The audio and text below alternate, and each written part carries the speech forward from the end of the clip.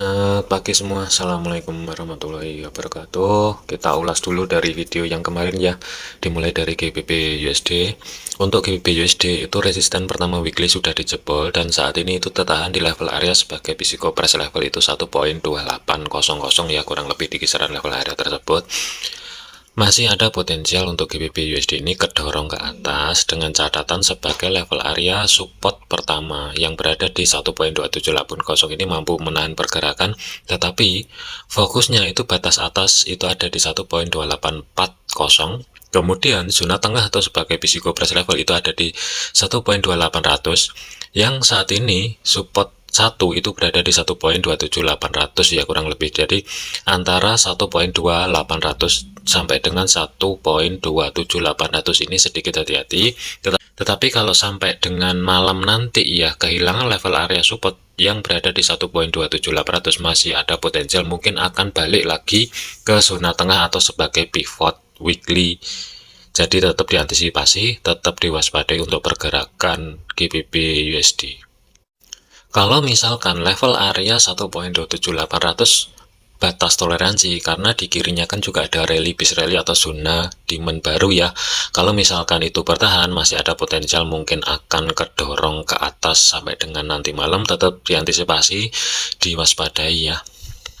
Selanjutnya adalah untuk Euro USD dari segi time frame 1. Kalau kita lihatin untuk batas area pantaunya untuk hari ini, batas atas adalah 1.0973, kemudian sebagai resisten kedua weekly itu berada di 1.0922, kemudian resisten pertama weekly yang saat ini berubah fungsi sebagai level area support itu berada di 1.0872.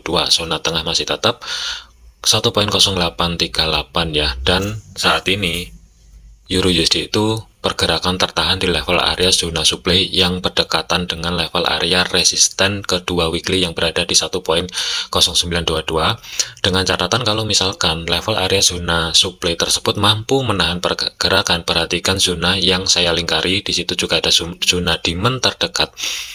Kuncinya adalah kalau misalkan tidak kehilangan level area zona demand atau zona demand tidak di break, mungkin masih ada potensial ini Euro USD akan lanjut ke atas. Tetapi kalau misalkan dijebol, berpotensi mungkin akan menguji zona terdekat sebagai support pertama itu berada di 1.0872. Arahnya itu masih ada potensial ke atas, tetapi hati-hati potensial terjadinya koreksi. Update untuk fundamental dari segi ECB atau Bank Sentral Euronya itu ada dua kemungkinan ya, kalau menurut saya ya, mengenai pemangkasan suku bunga yang akan terjadi besok ini.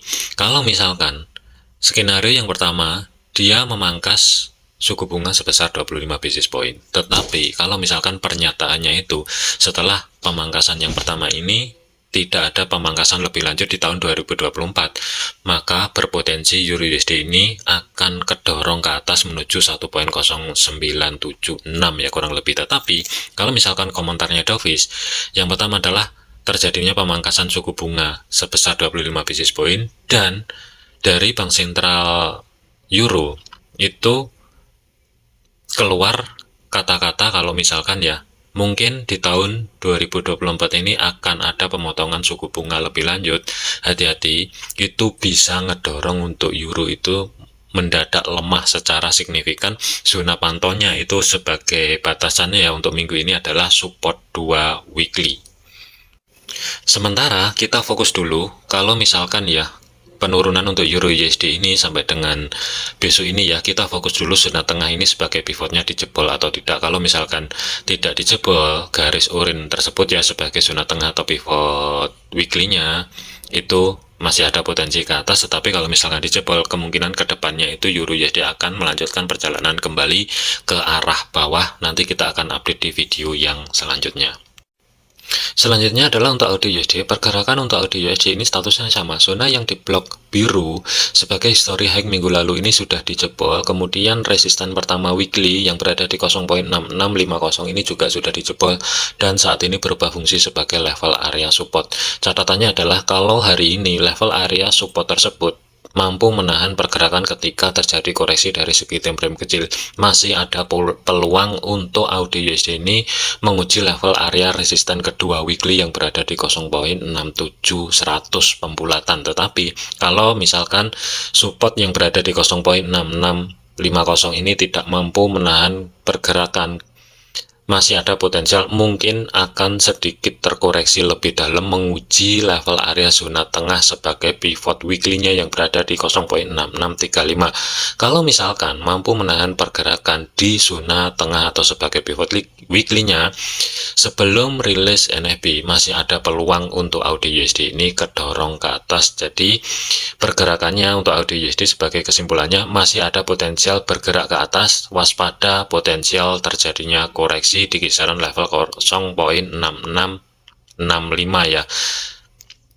Kalau misalkan kehilangan level area tersebut, hati-hati, masih ada potensial mungkin akan menuju zona tengah sebelum harga ini melanjutkan perjalanan ke atas kembali.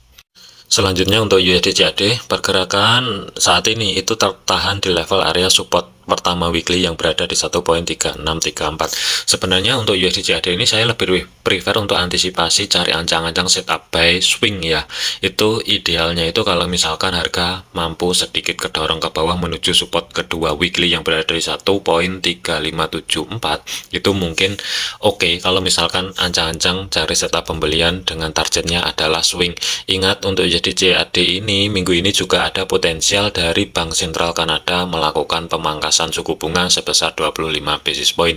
Kalau misalkan itu terjadi, tidak menutup kemungkinan nanti akan mendadak harga ini keangkat ke atas langsung di kisaran level area 1.3775 pembulatan ya. Tetapi kalau kita lihatin dari segi teknikal, dikarenakan untuk saat ini harga mampu bergerak balik perjalanan dari bawah ya, dan harga ini pelan-pelan merambat ke atas.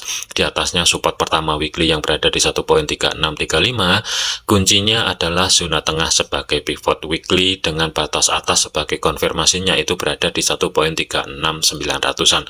Kalau misalkan zona tersebut dijebol, hati-hati mungkin akan menuju level area resisten pertama yang berada di 1.3715. Di kirinya yang saya lingkari itu adalah zona drop is drop atau zona supply yang mungkin akan diuji sebelum harga ini melanjutkan perjalanan ke atas.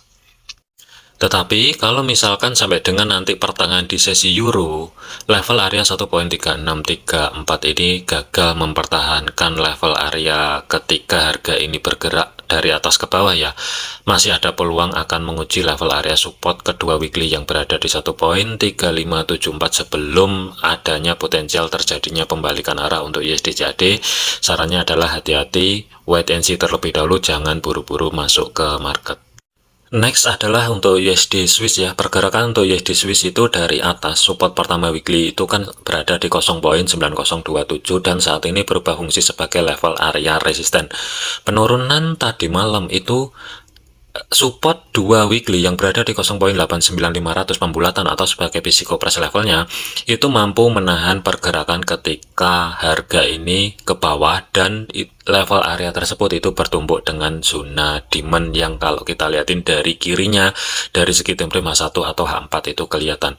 Kuncinya adalah selama batas zona yang di blok orange tidak dijebol ke bawah, ini mungkin masih ada peluang untuk USD Swiss ini akan kembali ke atas, tetapi zona pantaunya sementara nggak bisa jauh-jauh dulu. Resisten terdekat itu berada di 0.9027 dan fokus terdekat adalah zona tengah atau sebagai pivot weekly yang berada di 0.90800-an, kurang lebih di kisaran level area tersebut. Untuk minggu ini, selama zona tengah atau sebagai pivotnya ini tidak dijebol, ini mungkin USD Swiss tidak akan melanjutkan perjalanan ke atas lebih tinggi terlebih dahulu. Kuncinya adalah di zona tengah atau sebagai pivotnya. Kalau misalkan nanti dari segi time frame kecil ini terkoreksi ke atas, zona tengah atau sebagai pivot itu mampu menahan pergerakan dan adanya terjadi pembalikan arah ya, hati-hati. Ini mungkin sebagai batasan zona overnya di support 3 dan 4 itu juga berpotensi akan tercapai. Kesimpulannya untuk USD Swiss ini saya lebih prefer nyari ancang-ancang setup buy ya selama level area support 2 weekly yang berada di 0.8950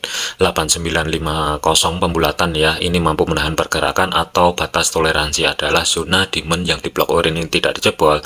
Mungkin saya akan tetap mempertahankan cari ancang-ancang untuk setup buy-nya, tetapi dari segi targetnya mungkin saya akan targetin TP1 berada di zona tengah atau sebagai pivot weekly terlebih dahulu, antisipasi kalau misalkan hari Jumat ini nanti NFP-nya positif, masih ada peluang akan menguji level area tersebut.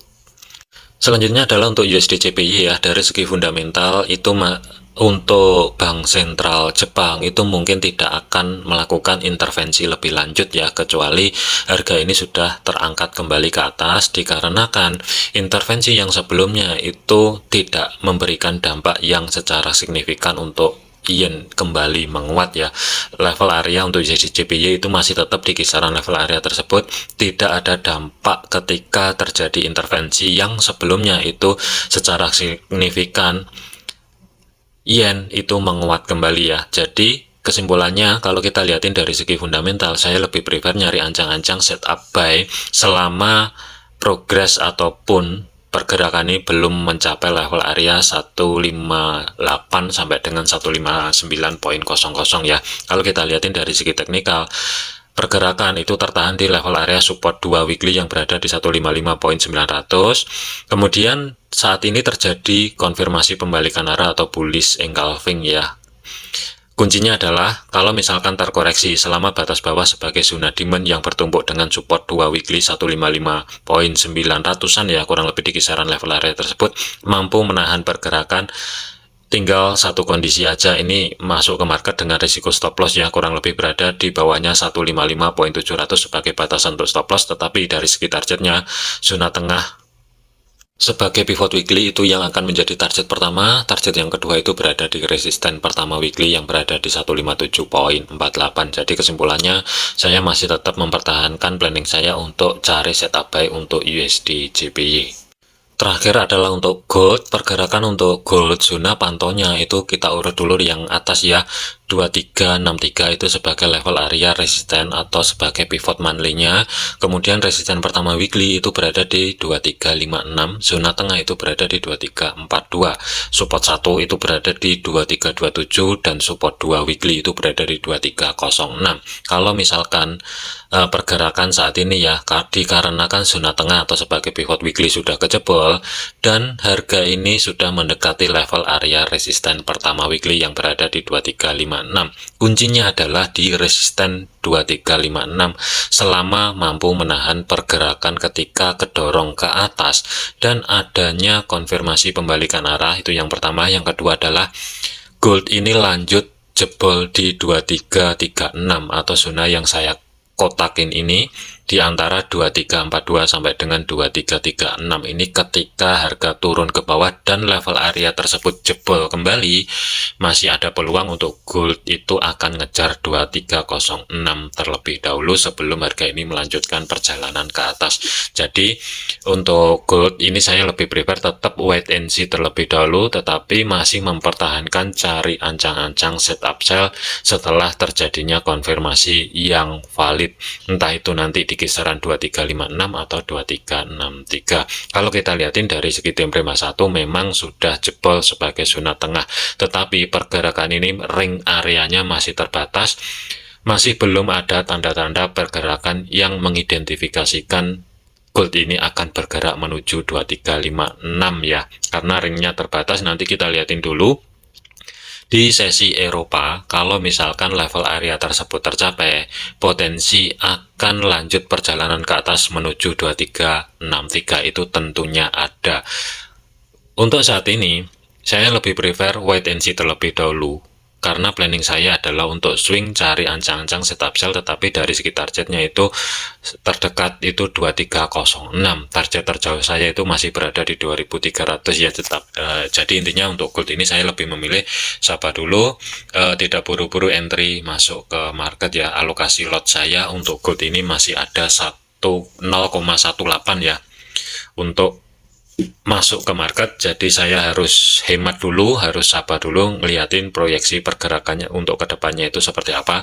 Kalau misalkan NFP-nya itu nanti positif, ini tidak menutup kemungkinan untuk gold ini dengan cepat kedorong ke bawah, dan pergerakan untuk minggu ini ring areanya itu masih ada potensi di antara 750 pip sampai dengan 1000 pip untuk pergerakan satu minggu. Tetap antisipasi, tetap hati-hati. Saran saya adalah jangan overload, jangan overtrade. Kalau tidak sesuai dengan planning, saran saya adalah jangan paksa masuk ke market. Ingat, jadikan video ini nih hanya sebatas sebagai referensi ataupun gambaran saja. Segala keputusan risiko menjadi tanggung jawab masing-masing. Sekian, terima kasih, sampai jumpa di video yang selanjutnya.